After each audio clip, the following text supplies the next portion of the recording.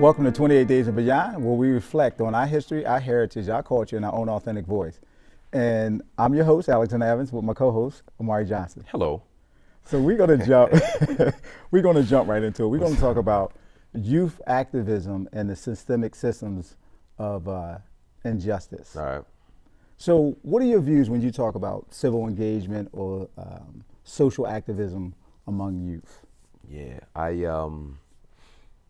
I think I'm a little frustrated with it. Okay. You know, I think that it's like people are still using up dial-up. We're in the era of Wi-Fi. You're still using the same sort of tactics that were used, you know what I'm saying, 30, 40, 50 years ago in terms of, you know, marching and protests. We have to get in there and change policy and all of these sort of things, which is like any sort of precursory study of history will show that those things have not worked. And when they have appeared to work, they've ultimately served to reinforce the system. So I'd be interested to learn about how some, you know, young activists are coming up with creative ways of engaging the system in the means, or at least working to transform that system, you know?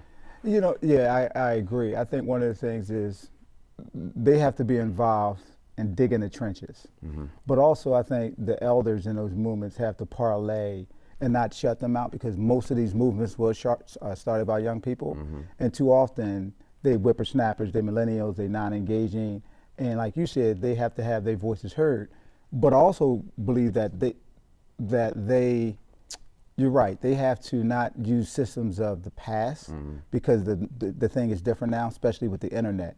What are your thoughts when it comes to that internet and how they get involved with? Well, you tell me. I mean, I think, you know, we see the emergence of these so-called hashtag activists, right? You know, Twitter fingers, people are over there, you know, down with the system, blah, blah, blah. But what does that really translate to beyond just a whole bunch of noise? I mean, obviously, right, we can talk about some of the advantages of technology are that you can reach, obviously, a massive amount of people in a short period of time. You can, you know, in Philadelphia, for instance, I know in the past they've used text messaging and Twitter to organize sort of flash protests. But what exactly is that except just making a whole bunch of noise? You always talk about this sort of sustained effort. How are they transforming that into a sustained movement over a period of time? I mean, you know, we see the Black Lives Matter, which is growing in national conversation. We still have yet to see any of the concrete transformations in Black life, right? Of course, we could say maybe it's too soon. Change happens over time, but I think the jury's still out for me. Okay, yeah. One of the things that also I think they should get those others involved by the momentum, because you have a lot of people who are not connected to the system that live in these communities, and they frustrated with their life choices and their life situations. So I think one of the young activists could do is educate those guys that got a lot of time on their hands, that's maybe hanging out and not doing things that are productive, and educate them in the system, and so they can have a sense of self-awareness and a sense of identity. Then they can use that energy and that activism as well. And you know what's interesting though? I mean, that assumes that those who are, you know, quote unquote, have a lot of time on their hands don't actually have a very clear analysis of what's actually happening. So I know from my work in prisons, you know, we're talking about those who are sort of most marginalized from society. They are very clear on what's happening. You know what I mean? They can articulate it better than some lawyers can. But this is a conversation we're going to continue on 28 Days and Beyond. Today we're joined by Clifton Porter, who is a youth activist here in the Philadelphia area. So we'll be back.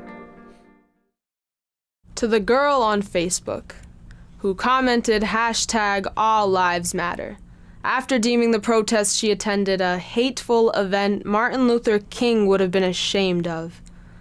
Call it an overreaction. Call it a riot, a violent protest. Call it everything but justified.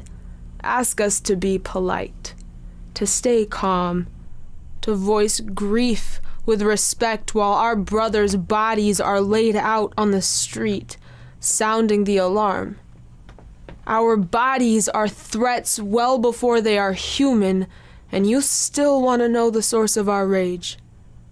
You fear our rage will happen across a storefront window, will happen across a corporate office.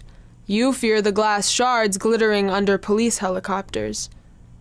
We fear your rage will drag our children into the streets and dance in the red pool beaming under street lamps. We're back with 28 Days and Beyond, and we have Clifton Porter. Welcome to the set of 28 Days and Beyond, Clifton. Thank you for having me. I appreciate it. You're a young man. I like to think so. From your parents. What inspired you or invigorated you not to sit on the sideline but get involved in social activism? I'd say that first it was definitely the death of Trayvon Martin hit me really hard. That was when I really started to think about these issues. I grew up in a predominantly white suburb, went to a predominantly white high school, so I really hadn't thought about these issues before. But definitely Trayvon Martin's death really shook me because my mom started to make little changes in my life, so I had to kind of adjust. Well, no, you said a little change. Expound on that. The biggest one, I wasn't allowed to wear a hoodie for like months, maybe a year, I don't know, just because of the fear that she had. So I just had to wear hats all the time. I have a huge hat collection. I just had to start wearing hats because she just didn't like the image and didn't want other people to respond to like that image of me if I was like had my hoodie up. They would mistake you for Mark Zuckerberg, the Facebook guy? No, that's not how it works. He wears a hoodie, that's all. I just wondered. But what about Trayvon Martin's death really shook you though? He's a young kid. I looked at him, I would look at different victims of brutality throughout the years, and I see, my father in some people, see my brother, my cousins, and others, and when Trayvon Martin died, I saw myself, and it really shook me. So what was the sort of first step for you? The first step was getting educated. All right. So I turned to James Baldwin, Audre Lorde, Ta-Nehisi Coates. I spent a lot of time reading for a while after that, but once I felt that I had enough knowledge about strategy and history, I felt that it was time to get a little more active. So before those things happened, and you said you went to a suburban school and you was, probably minority black in that situation, you wasn't educated before. Did that shield you away from some of the ills or some of the challenges other people face predicated on your environment? Absolutely. There's I think that's kind of intentional too, because I feel like when the system tokenizes black people, they want the successful ones and the ones that have the most potential to empower others. They want to take them out of their communities, give them a seat at the table, kind of get them comfortable and used to it so that they stay there and they don't go back to where they're from. So, my parents moved us out to the suburbs because, that's where it's safer, good school systems. But I definitely feel that there was a certain amount of life that was shielded from me. So we've seen, obviously, because, Trayvon Martin did serve as a wake-up call for, we'd say, this generation, right? Each generation has their one or two or three, you know what I mean? I say it was Emmett Till, and then, the next generation would be perhaps Rodney King, and then for my generation, it was Amadou Diallo, and then, of course, Trayvon Martin. What do you think your generation's message is? Black Lives Matter. I think it's really that simple, and a lot of people want to talk about the rhetoric that implies that only Black Lives Matter and things like that. But I think even that idea is an example of this systemic, oppressive mindset that everything black people do, if it doesn't include white people, is wrong. And I don't know why people think that the movement doesn't include white people, but that's how it is. So what does Black Lives Matter mean to you then? Exactly what it says. It means that I think it's more of a wish than a statement. And I think it's more of, I believe that we've done enough asking for our lives to matter. I think that it's not really our job to ask another person to value our life. So I think that what that statement means is we are telling you that our lives matter. We don't need you to agree. We're telling you that this is how it is. Our lives matter. They don't matter anymore, but they do matter. So within that community that you grew up in, and you experienced people of the same kind of makeup that moved to the suburbs, how has that been a challenge to involve those who have been shielded to understand that Black Lives Matter? Because their lives are pretty easy to a certain extent, Yeah, I think that when we're in high school and, we're with the same people that we've grown up with and all that, there's kind of this, I guess to relate it to a relationship, this like honeymoon phase where everything's cool, and then something happens, like you were talking about, like a catalyst happens, and there's a change. And for me and a lot of my friends that grew up like me, that change was going to college. You know, once we got to college, we saw things, heard things, experienced things that, you know, we hadn't before in our little bubbles. So yeah, for my friends from back home that have a similar situation, they've definitely become more active since college as well. What are the ultimate objectives Of the movement? as you see it for yourself? I want to ask you to speak for everybody. The ultimate objectives, of course, is just an end to systemic oppression. I personally don't know if that will ever happen because I feel that, you know, there's been this waterfall of oppression since the beginning of the nation. And all of these different amendments and things is like plugging holes in it. But I mean, there's still going to trickle down. There's still going to be oppression. And I'm not sure if we can ever fully get rid of it in America, but I mean, that's the #1 goal if we're being hopeful. I think another one would be, at least for me, my goal right now is to unite students on campus, because there's this divide between, you know, students and student athletes. They have a particular, another particular bubble that they exist in. But I think that we really need to all come together for us to be able to, you know, make our voice heard. Well, we're here on 28 Days and Beyond with Clifton Porter, and when we come back, we're going to dig a little bit deeper. I cannot decorate this pain for you. I cannot make a beautiful homage. I can't invoke hope in prayer. I don't know how to make you understand the occupation your ignorance has blinded you to. That black bodies are stopped and frisked so often, we might as well call our cities war zones. Every street corner a checkpoint. Violence is not always a dead body. Violence can be a pat down in broad daylight because you share the same hue as suspect. Violence is indicting the man who filmed the killing of Eric Garner, but not the officer that illegally choked the life out of his body while 5 others assisted in the arrest. Violence is convincing a jury that he caused his own death, that had he not been overweight, he would have survived. Violence is needing 6 officers to arrest 1 unarmed, non-violent man in the first place. How can we accept a government that only applies the law to fill prisons with black bodies? How can we accept a government that permits and perpetuates violence against its people? The state traded white hoods for police uniforms, and you want our marches peaceful. You want us calm. You want us quiet. Stop asking us to bite our tongues when we cannot guarantee our siblings safe passage to the corner store. We're back with 28 Days, and we're going to dig a little deeper.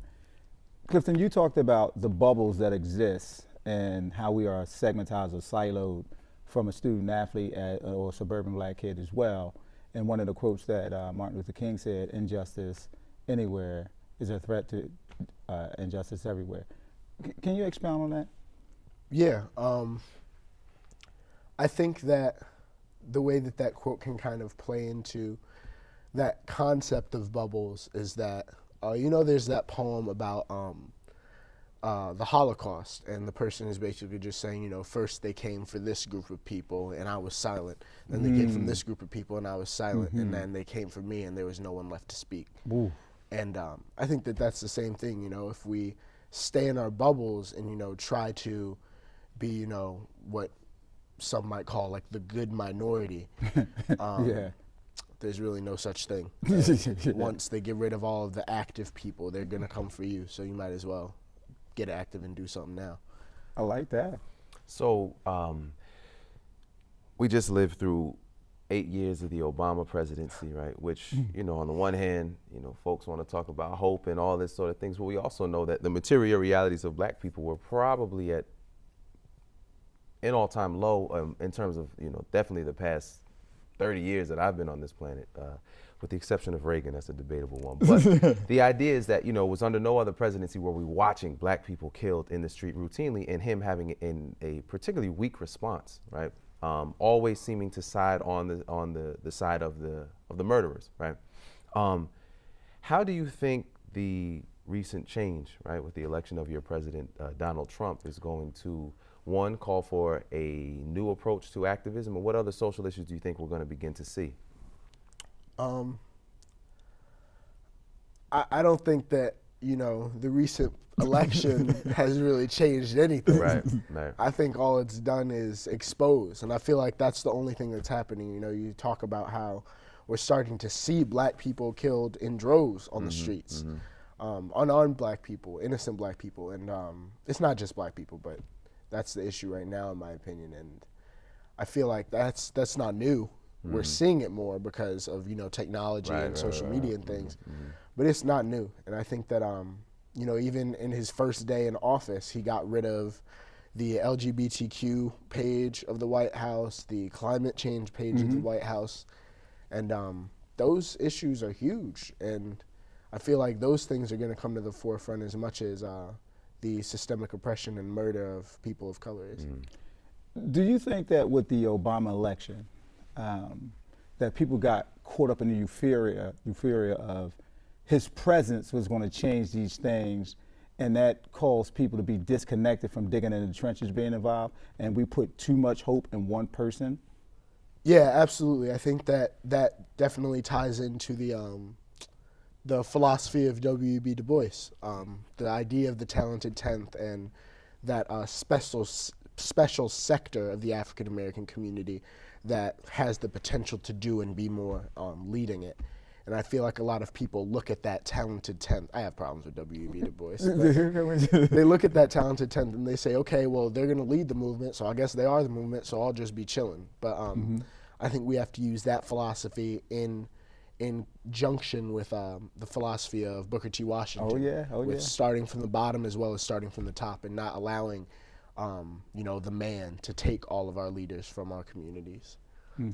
So one of the things that I think is a positive aspect of the Black Lives Matter movement is it moves away from that traditional model of what they call messianic leadership, where you have that one person in front of those people that you can identify, and it really sort of places power in more of a network fashion, right? Obviously the power in that model is, you can't sort of cut off the head and let everybody flounder. What do you think are some possible shortcomings of that? Well, I believe that there's a lot we can learn from our past. I believe that, that phrase, you can't know where you're going if you don't know where you're coming from. But I absolutely believe that there are some downfalls to new strategies. And I feel that one is that it doesn't give clarity to, what Dr. King would call the moderate white, what the message of Black Lives Matter movement is. That's interesting. I think, I see a lot on Facebook, Twitter activists is what my family calls them. And people saying that, Black Lives Matter hates white people. They're calling for the death of cops and all this stuff. But I think that one downfall is that not having a leader doesn't send a clear message to them. Interesting. But it's not for them. Well, let me ask you this. Do you think that when these movements starts, people are looking for perfection and you got to muddle through certain things to get it to a point where it's operating at an optimal and functional level? I think that people of color, and especially women of color in America, are under the most scrutiny as far as having to live a perfect life, and like I mentioned earlier, be that good minority. So, I definitely think that, I don't know, it's a hard question. Well, well, the point of it is, I think when these movements come out, we think everything should be perfect. It should have a systematic process. We should know all the variables, all the pitfalls, all the sinking floors. And if we can't have that figured out, then we don't have an idea of where we're going. Yeah, I think that complicates things too much. When you complicate an issue to the point that you feel you can't do anything, I think on a subconscious level that's on purpose, because people want to make the issue seem too big to do anything. And I think that no matter how big it is, if you're not doing anything to fight it, then you're doing everything to perpetuate it. But you bring that up, and one thing that comes to mind is that's also a major challenge to movements that are inclusive in terms of, I'm not talking about racially inclusive, but inclusive in terms of the different issues amongst black people. So you mentioned, LGBTQ, you mentioned, you've got the folks of differently abled people, right? All of these different, so a movement that's going to try and encompass all of those interests is obviously going to have a hard time. Sort of, one thing is going to be prioritized over another, so that's definitely going to be a challenge. How do you think folks can afford equal weight or at least equal importance to each of these issues?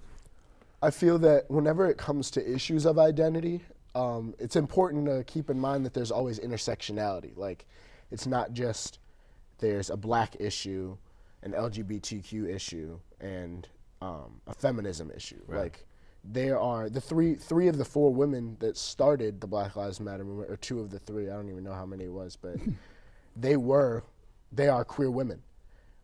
So there is intersection. They got a triple whammy. They're queer, Black, and women. But it's just there's intersectionality. And I think it's important to keep in mind that this movement isn't for any one group of people, and it includes everybody.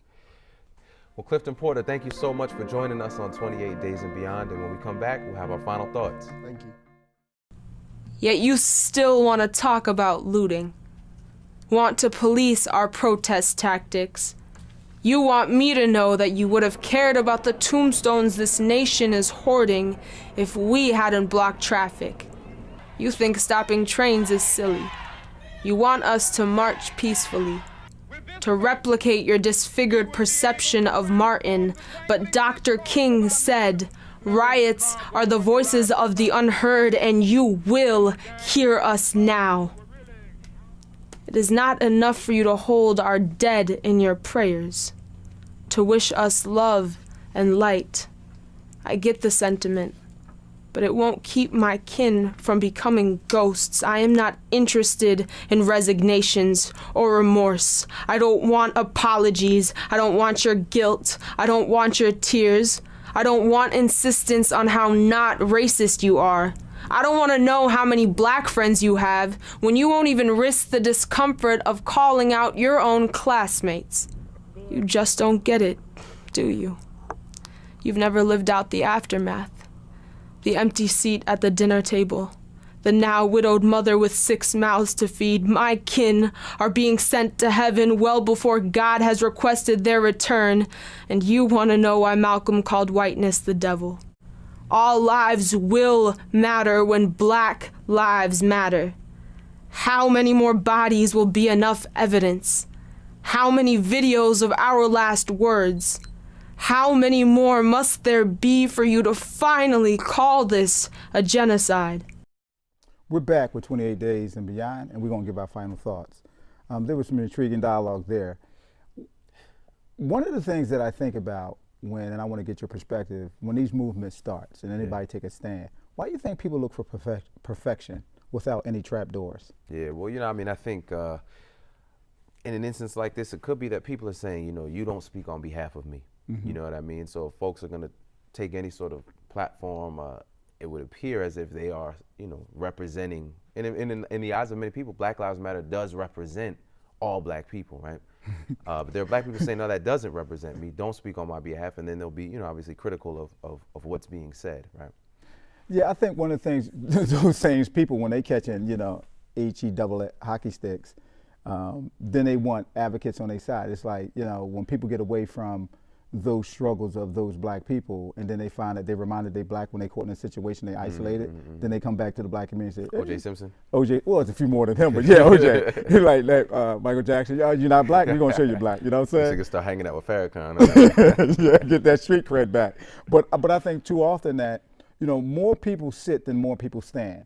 And the taller you stand, the more the critiques come, within and without. And then too often we expect perfection from these things with the onslaught of the opposition.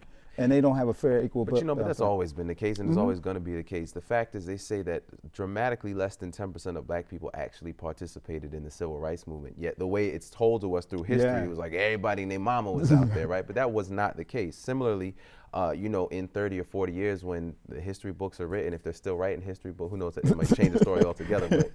But how will they remember this time? You know what I mean? I can say, for one, that I don't really feel like Black Lives Matter represents my interests or my ambitions, you know what I mean? But at the same time, that's something that, that's an avenue that they're pursuing, and they guess they're free to do that.